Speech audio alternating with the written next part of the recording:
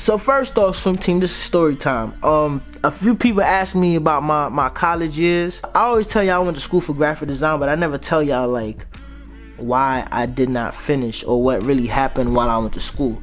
So this is the story. So make sure you like the video, leave a comment, you feel me? If you had any type of experience like that, definitely leave a comment, because I'm pretty sure we all want to know. So let's go, story time. The year is 2007. I graduated high school in 2007, so this is leading up to graduation, preparing to go away to college or whatever. My acceptance letters started coming in, so I already see them. So I got into University of Maryland, Eastern Shore, University of New England, Georgia State, and it was one more school. Now I ain't saying that I ain't get some denial letters. I got denied a few schools, but I knew that schools was gonna accept me. You feel me? Like I wasn't I wasn't dumb. You feel me? But I wasn't the smartest kid neither. But I feel as though I could have did better if I applied myself. You know what I'm saying? But I got into this program called the TAS program, the Telluride Association Sophomore Seminars. And what that joint was for like smart kids around the world. You feel me? It was like 30 something of us. We all got to spend 6 weeks at the University of Michigan taking like college courses. But you feel me, like we 15, son. We 15, we get to go away for the summer, away from our parents, and we was borderline on some like grown people shit.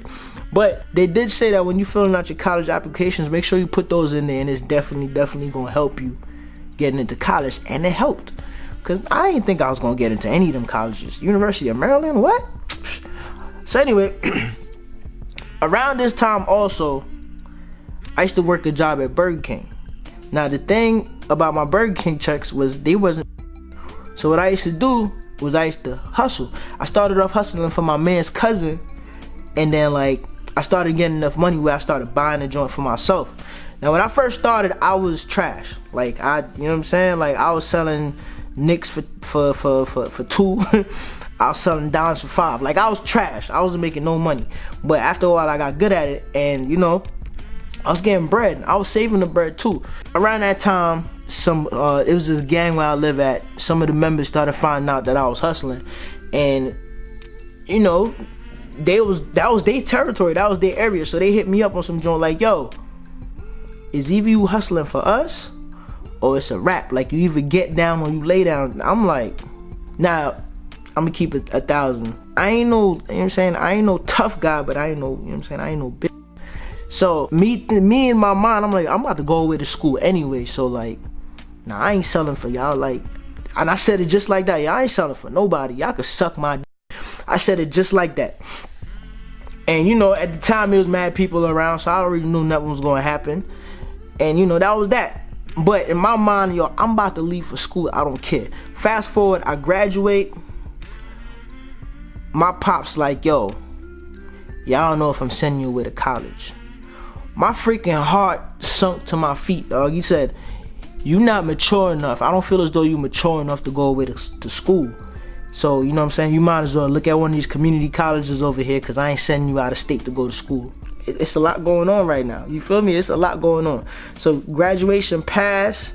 The deadlines to accept to go into the summer semester for the colleges passed. And I'm walking around going to work at Burger King with my head on a swivel, cause I'm like, yo, I done talked myself into some bullets pretty much. Like that's how I was feeling. You feel me? So I don't know what happened. You feel me? 2-3 months passed. I don't know what happened. My pops like got a change of heart. My pops thing was, yo, what are you gonna go away to college and study? I was like, business. So he was like, no. One, you not mature. I don't feel as though you're mature enough to go away to school. And then if you go away to school, you're gonna study business. That don't make any sense. So he was like, yo, you're good at drawing. You're very artistic. Try to find an art school. So now I started looking into the art institute. Now I'm gonna keep it 1,000 with y'all. It was a whole bunch of art institutes everywhere, but I particularly looked at the one in Atlanta. Now, if you've been on my channel, you know, right? At the time, me and my current wife, which was my girlfriend back then, she went to Clark, Atlanta. We were supposed to go to University of Maryland together, but she ended up going to Clark, Atlanta. So I'm like, I want to be closer to her. So let me look at the schools in Atlanta. My pops was on some looking at art institute in like Texas and in Manhattan. And I'm like, yo, one, I'm not staying here. Two, like, I'm not going to Texas, I'm not going to Florida, I'm going to Atlanta. You feel me? So we filled out the stuff online, and the Art Institute of Atlanta called. They probably called like a week later. They started, we started looking into the prices, started looking into the courses, and they were saying everything that a parent would want to hear. You feel me? I mean, they were saying stuff that a student would want to hear too, but really, I ain't care like that. You feel me? Like, I was just trying to get to Atlanta. I was just trying to get away from New York. 2 months later, I'm on a plane headed to Atlanta for the fall semester. It took me 8 minutes to get to this point, but I want y'all to really like understand this, right? This school at the time, 2007 to whenever they cleaned it up, what they were doing was they was accepting students and promising students a whole bunch of baloney about like what could happen after school and what's gonna happen in the school. Like, when I got there, I didn't really pay attention to it until probably I was there for 3 years, and I realized that a lot of the students that was there really like was not college material. Like, I'm sorry, you know what I'm saying? College is not for everybody. I'm gonna keep it 1,000. Like, college is not for everybody, and a lot of the kids that was there, if I felt as though like the school was just accepting anybody for the money. And later on, that's kind of what, like, they had a lawsuit going on, and that's kind of what it was. So I'm gonna break it down to how they robbed me, right? We took our loan out. What the school was doing was the amount they would ask for the semester was probably double or triple how much the classes actually cost. And what they were doing was that we would get refund checks. Now, me being 18, 19 years old, getting a refund check for like $3,000, I'm not thinking like, oh yeah, I gotta pay this back. This is from the loans. I'm thinking like, yo, I got bread. I'm about to spend all of this. Now, I'll get a refund check for like $2,000, $3,000. But on the back end, the school took some money off of the top of that. You feel me? So imagine like each class you had, let's say I had 4 classes. Each class cost like $500, right? So for that semester, they should just ask for like $2,000, $25 at most. What they were doing, they were asking for like $6,000, $4,000. You feel me? So I get that refund check, but they'll take a little bit off the top. It was so crazy. And then it's another part to the story where like I'm not fully aware of it, but it's like my dad's side. So after like the first year and a half, it was first 2 years, after the first year, like my pops didn't want to send me back. So I ended up going to New York, and that's when like my house got robbed and all that. But my pops did not want to send me back. So basically, he was just like, yo, come to New York and that's it. But then he had to change his heart again. And what he did was he tried to get a loan from Discover. And he basically tried to get the loan from Discover instead of Sallie Mae. Basically, bro, what somebody in the school did was saw all the paperwork and changed it from Discover to Sallie Mae. And they ended up taking a whole nother loan with Sallie Mae instead of the joint with Discover. Now, the reason why that's like kind of messed up is because one, I believe to do that, somebody had to they had to forge some signatures. You feel what I'm saying? They had to forge some signatures. And on top of that, the reason why my pops wanted to do it with Discover instead of Sallie Mae was because the interest rate from Discover was way lower than Sallie Mae. So they was gonna pay the whole loan off instead of Sallie Mae, and he was gonna pay them back.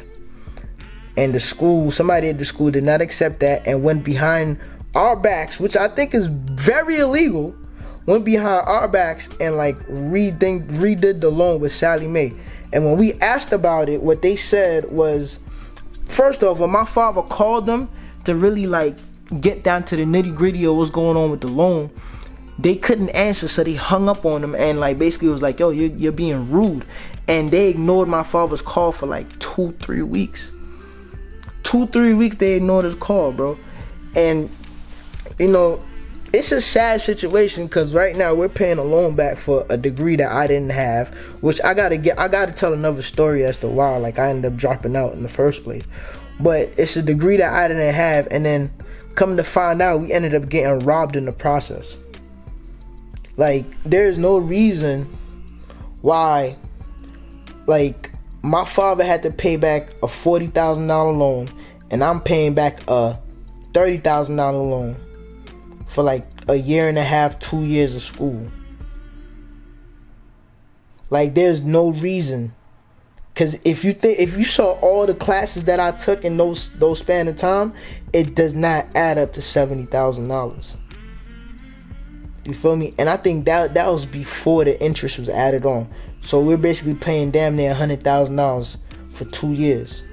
Like, a lot of the people I went to school with are struggling right now, dog. Like, a lot of them are not seeing $30,000 a year, and that's sad. You feel me? Like, and they still have to pay that loan back to Sally Mae or Navient or whatever she changed her name to. They still got to pay that loan back, and it's just a bad situation. And the reason that I really thought about this story is because I went to LA Fitness and I was playing ball with this dude, and he had the Art Institute shirt on. He was like, so I asked him, I was like, yo, bro, you went to AI? He was like, oh, no, I worked there. I was like, oh man, you work for them? He was like, yeah. And before I even like continue, he was like, nah, they cleaned up they act. They cleaned up. And then he asked me what year I went, and I told him what year I went, and he was like, oh yeah, 2007, 2008, man, they was handing out signing bonuses. Imagine that, bro. They was handing out signing bonuses instead of them giving and accepting students who deserve that education and who could actually handle like just that after high school, higher learning, whatever you want to call it.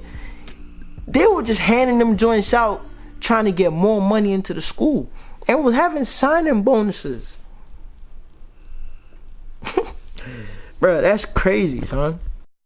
Alright, so I did the video last night, and I forgot to add this part right here. So, you know, anybody who went to college, you know that 6 months after you stop attending school or you stop taking any type of courses, Sally Mae actually starts calling you to collect. They start calling you for their money, you feel me? So the crazy thing was Sally Mae started calling me, they started calling my father. But one day we get a phone call from the Art Institute. We get a phone call from the school saying that we owe them $8,000. Now explain to me how we have all these loans that we're paying back with Sally Mae, but we owe y'all $8,000. And eventually, like, my father asked him, like, how is it possible? How is it possible that we owe y'all money? They couldn't answer.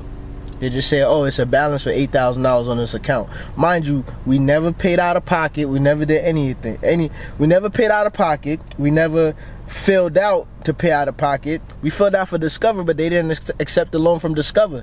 So they took the new loan with Sally Mae. And you know what I'm saying? Sally Mae paid all that.